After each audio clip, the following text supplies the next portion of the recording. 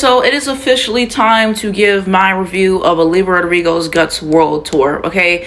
And yeah, my sister mentioned this to me, what, 2 months ago, whatever, whenever it came out, and I finally got around to watching it because I wanted something to talk about for a video. And so here we are today. So here's going to be the set list, just so you guys can see everything that we're getting into. Bad Idea, Ride, Ballad of a Homeschool Girl, Vampire, Traitor, Driver's License, Teenage Dream, Pretty Isn't Pretty, Love is Embarrassing, Making the Bed, Logical, Enough for You, Lacey, Jealousy, Happier, Favorite Crime, Deja Vu, The Grudge, Brutal, Obsessed, All American Bitch, Good for You, and Get Him Back.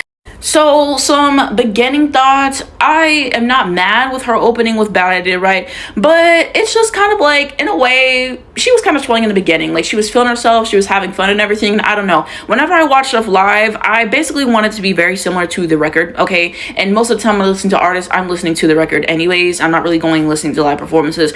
And so yeah, like kind of in the beginning, Bad Idea, right? Ballad of a Homeschool Girl. Like, yeah, she was kind of like getting into that, and just like the vocal deliveries were different. And not something that I love, not something that I love. I'm gonna be honest with you there. Okay, so I'm kind of like, what is she doing in the beginning? Okay, then we get into Vampire, and this is when she's like, okay, like, fuck all that shit. Like, she finally has a lock in vocally because it's one of her harder songs, okay? And so I really did enjoy Vampire. I thought that she did well with it live, so I can say that. And then we get into Traitor. I mean, I thought that this was decent live. And then Driver's License, I believe she lowered the key on this one. Makes sense, probably one of her harder songs to do. I mean, it was decent. I just like the original key more, okay? And half the time she lowers the keys, it still doesn't sound right anyways, you know? And that's the thing with the live singing. I think it has improved this era. However, we still got more to go. Because there's moments I'm just like, the note isn't quite there. Okay, so like I said, I defend Olivia, but when it comes to the live singing, I can't say nothing. And so, you know, you had that.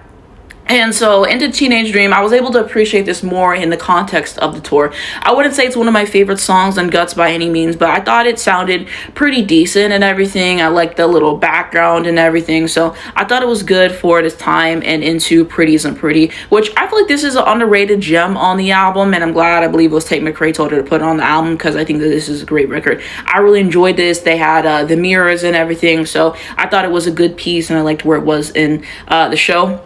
And then we go on to Love is Embarrassing. It was a cute moment. And then Making the Bed. I like Making the Bed. It was all right live. Logical. I don't really care for the song. I didn't need it in the set list. Yes, I know she's going to perform all the songs in the new album, but I don't really go for the song. And the same can be said with Enough for You. It's just boring. At a certain point, we're getting diminishing returns. I didn't need it in the songs, to be honest with you. And then Lacey. I like Lacey till we get to the ending part. But yeah, it was good. It was decent. Jealousy.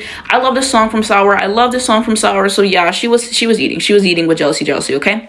And so then we go on to Happier, which it was actually decent. So I'm not mad at it, okay? And then Favorite Crime. Y'all know I love Favorite Crime. It's like my favorite song off debut. And she has like this whole acoustic section, which I thought she sounded nice on. It's always nice to hear everything like all stripped back and everything. So I really enjoyed what she was able to do right here in this kind of little pocket. Into Deja Vu. I enjoyed Deja Vu. I believe it was the choreography here. I'm kind of just like, what are we doing?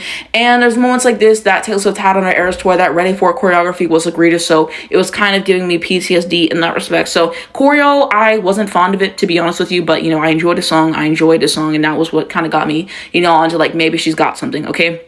And then we're going on to The Grudge, which I like The Grudge. It's kind of become a habit when I listen to the album to skip it. It's not a bad song. I think there's just better songs to get to, but you know, I like it. It was good live.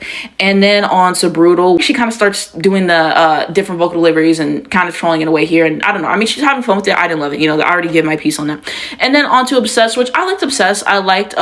I will say. There's definitely some parts here where I'd like her to sing it more. She like points it at the crowd, and I think she probably does it for some of her harder parts because her harder parts, so I get it. But there's some parts where I like her to, you know, sing a little bit more, to be honest with you. On to All American Bitch. So yeah, I would have liked this as an opener in a sense, because it's the way that the album opens up. I can get why she did Bad Idea, right? But you know, I enjoyed it. Good for You, classic, okay? And then Get Him Back as the last song to kind of end everything out.